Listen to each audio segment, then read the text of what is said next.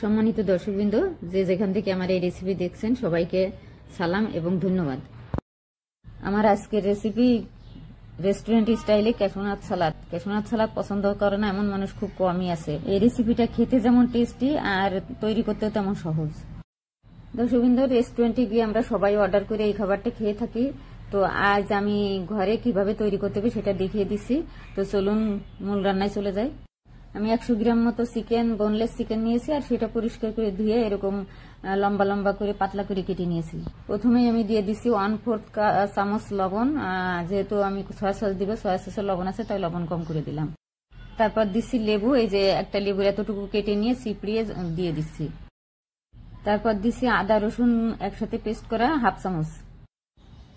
দিচ্ছি লাল মরিচের গুঁড়া 1/2 চামচ পরিমাণ। আর সেই সাথে দিয়ে দিচ্ছি জিরা আর ধনে একসাথে গুঁড়া করা 1 চামচ পরিমাণ। দিচ্ছি সয়া সস 1 চামচ। চিকেনের সাথে সব মশলাগুলি ভালো করে মিশিয়ে নিয়ে এখন আমি একটা ডিম ফেটে রেখেছিলাম, সেই ডিমের 2 চামচ পরিমাণে দিয়ে দিচ্ছি। 1.5 চামচ পরিমাণে কর্নফ্লাওয়ার দিয়ে দিচ্ছি। দর্শকবৃন্দ, এটাতে কর্নফ্লাওয়ার দেওয়ার কারণে মশমশাও হবে, উপর থেকে ক্রিপসি হবে আর বাইন্ডিং এর কাজ করবে এটা। কর্নফ্লাওয়ার আর ডিম চিকেনের সাথে মিশিয়ে এক সাইডে রেখে দিলাম। এখন আমি সস তৈরি করতে চলে যাচ্ছি। প্রথমে আমি এই টমেটো সসের বোতল থেকে আমি 1 চামচ পরিমাণ টমেটো সস নিয়েছি আর সেই সাথে এখন দিয়ে দিচ্ছি আমি 1 চামচ সয়া সস আর সেই সাথে দিয়ে দিচ্ছি 1 চামচ পরিমাণ টমেটো চিলি সস। এরপর দিয়ে দিচ্ছি 1 চামচ পরিমাণ ম্যাগি সস। ম্যাগি সসটা দিয়ে আমি ভালো করে মিশিয়ে নিয়ে তারপর আমি দিয়ে দিচ্ছি তিলের তেল 1 চামচ। দর্শক, কিন্তু আপনাদের কাছে না থাকলে দেওয়ার দরকার নেই, তবে দিলের টেস্ট অনেক বেশি ভালো হবে। তিলের তেল দিয়ে এখন সব সসগুলি একসাথে মিশিয়ে নিয়ে এক সাইডে রেখে দিচ্ছি। আর এখন চলে যাচ্ছি আমি চিকেন ফ্রাই করতে। একটা প্যানে তেল গরম করতে দিয়েছি আর তেল গরম হয়ে গিয়েছে। এখন আমি একটা একটা করে চিকেনগুলি ছেড়ে দিচ্ছি। তেল গরম করার পরে চিকেনটা দিয়ে এখন চুলার আঁচ মিডিয়ামে করে দিয়ে আমি সবগুলো চিকেন এই যে আস্তে আস্তে দিয়ে দিয়েছি। আর চিকেন দেওয়ার পরে চিকেনটা ভাজা হতে থাকুক। ওই পাশে চুলায় আমি আর একটা প্যান দিয়েছি। যারা আমার চ্যানেলটি সাবস্ক্রাইব করেছেন তাদেরকে অসংখ্য ধন্যবাদ। আর যারা সাবস্ক্রাইব করে নাই তারা প্লিজ আমার চ্যানেলটি সাবস্ক্রাইব করে চ্যানেলে। এই বাদামটা দর্শকবৃন্দ আমি ঘিয়ে ভেজে নিচ্ছি। আপনারা এখানে বাটার দিয়ে ভাজতে পারেন, তেল দিয়েও ভাজতে পারেন।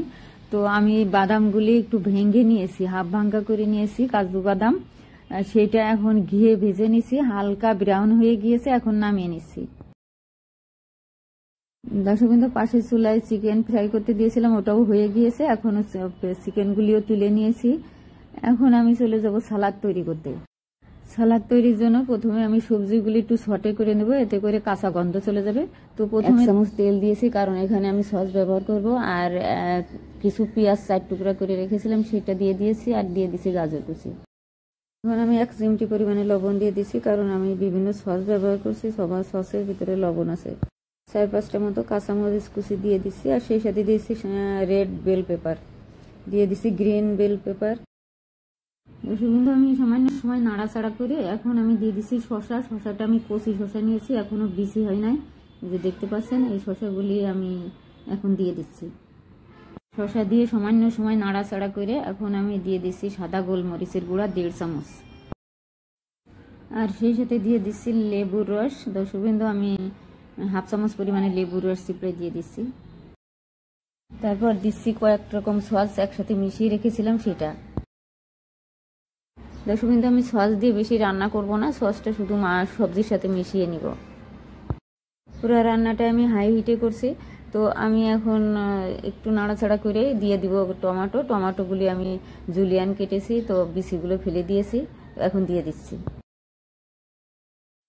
টমেটো দিয়ে আমি সামান্য সময় নাড়াচাড়া করে এখন আমি দিয়ে দিচ্ছি ভাজা বাদাম, কাজু বাদাম আর হচ্ছে যে ভাজা সেই চিকেন।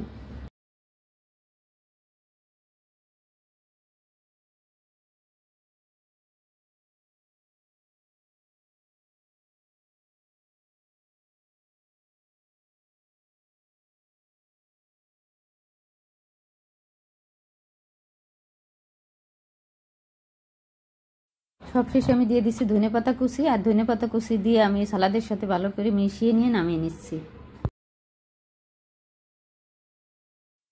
Almost done. দর্শকবৃন্দ, এখন আমি এটা নামিয়ে নিচ্ছি, নামিয়ে একটা প্লেটে সার্ভ করছি। দর্শক বিন্দু, দেখতে যতটা কালারফুল আর খেতেও তেমন সুস্বাদু এবং পুষ্টিকর। প্লেটে সার্ভ করার পর সাদা তিল উপর দিয়ে ছিটিয়ে দিচ্ছি, এতে করে দেখতেও সুন্দর লাগবে আর খেতেও টেস্ট হবে।